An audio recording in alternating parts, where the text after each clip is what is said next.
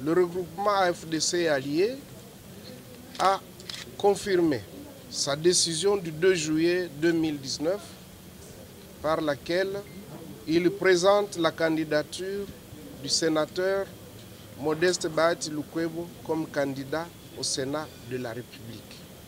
Le regroupement AFDC Alliés prend acte de la décision de la conférence des chefs de regroupement du FCC qui exclut pour une durée indéterminée le regroupement AFDC Alliés qui y était représenté par son autorité morale. Le regroupement AFDC Alliés dénonce les méthodes dictatoriales, la haine, la jalousie, le règlement des comptes qui sont devenus monnaie courante dans le FCC. Il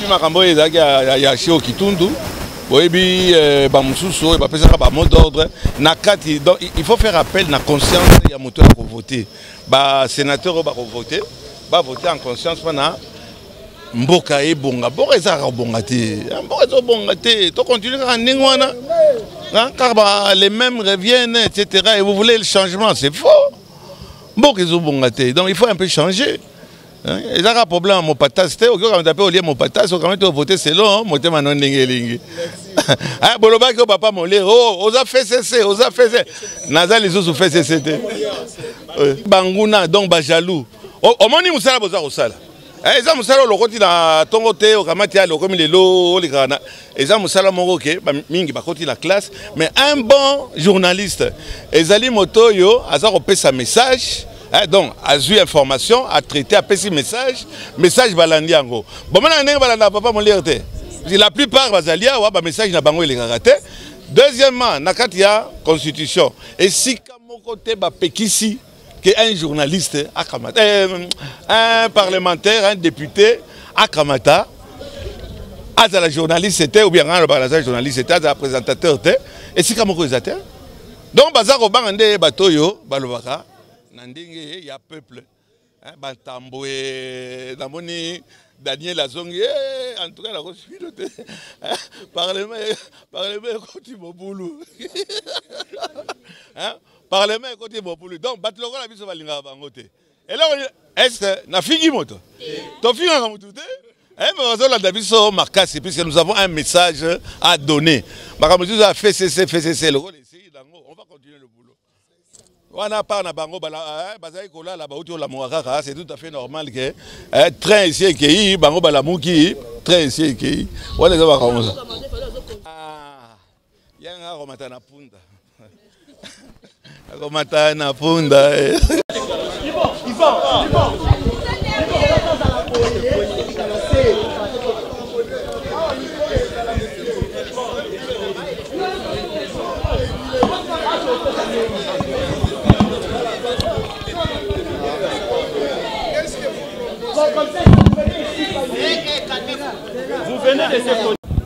Comme vous le voyez, le regroupement AFDC Alliés s'est réuni aujourd'hui en conférence des présidents, des personnalités, des députés nationaux, députés provinciaux et des sénateurs qui le composent. À l'issue de cette réunion, les décisions suivantes ont été prises. La première décision, c'est que le regroupement renouvelle sa confiance à la personne de l'autorité morale, le sénateur Modeste Bahati Lukwebo. Deuxièmement, le regroupement AFDC Alliés prend acte de la décision de la conférence des chefs de regroupement du FCC qui exclut pour une durée indéterminé le regroupement AFDC Alliés qui y était représenté par son autorité morale.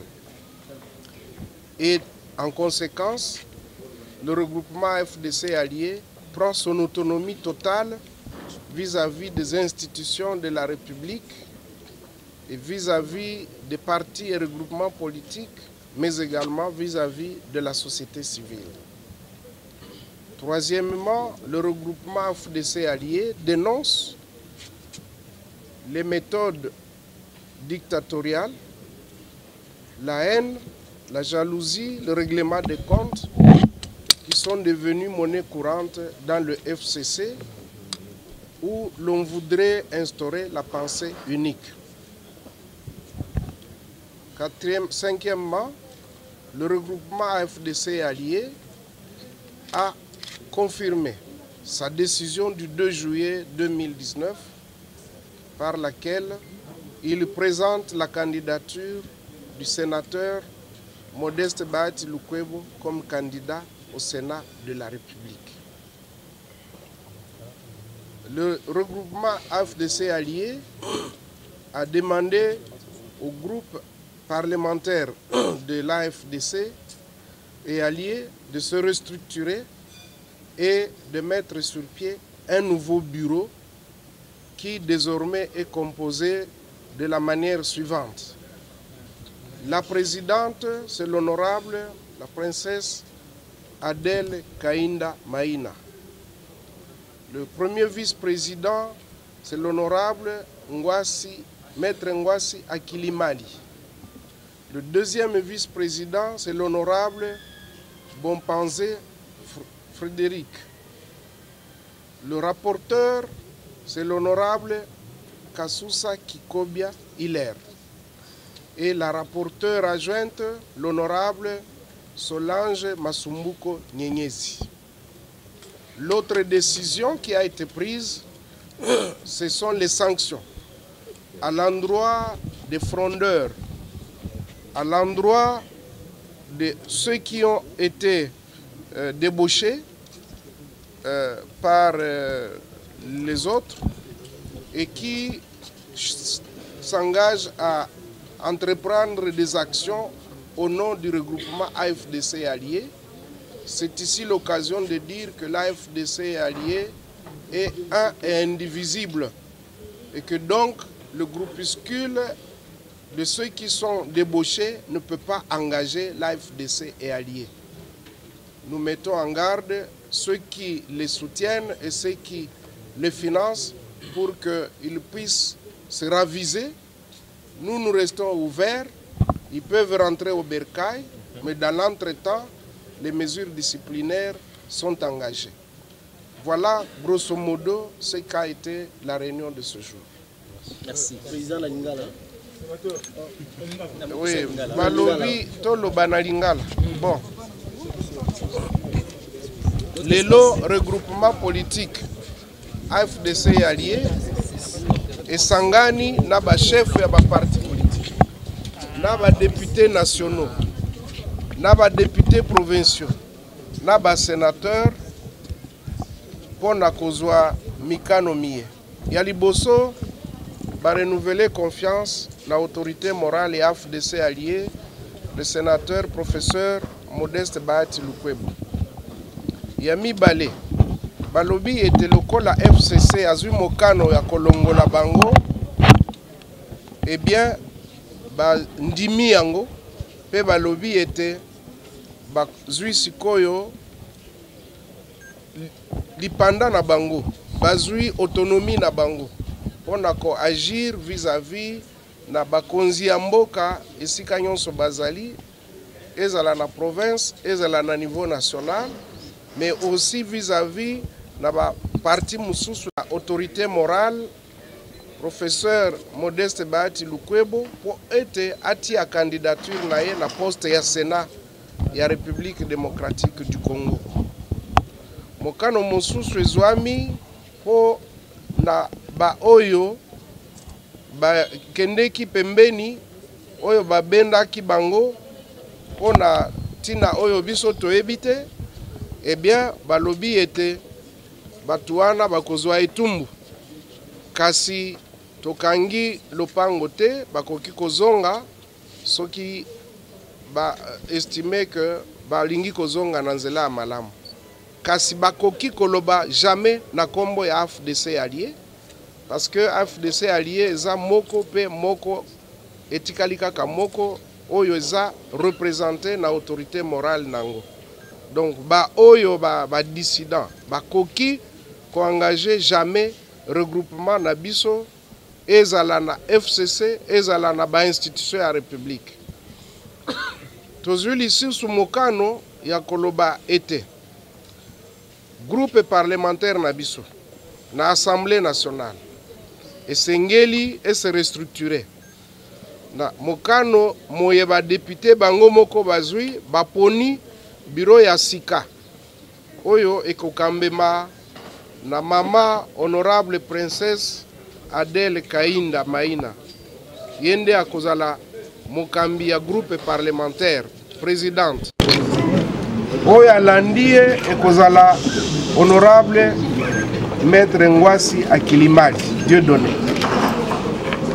Deuxième vice-président ekozala ndeko honorable Bompanze Frédéric oyo akozala molobeli rapporteur ekozala ndeko honorable Hilaire Kikobia Kasusa oyo akozala molobeli molandi ekozala honorable Solange Masumbuko Nyenyezi yango mikano mizwami lelo na sima ya réunion monene oyo biso tosalaki ya regroupement AFDC allié oyo esangisaki ba président nyonso ya ba parti esangisi pe ba députés nationaux ba députés provinciaux na ba sénateurs na biso natondi na ba personnalité natondi botondi. Merci.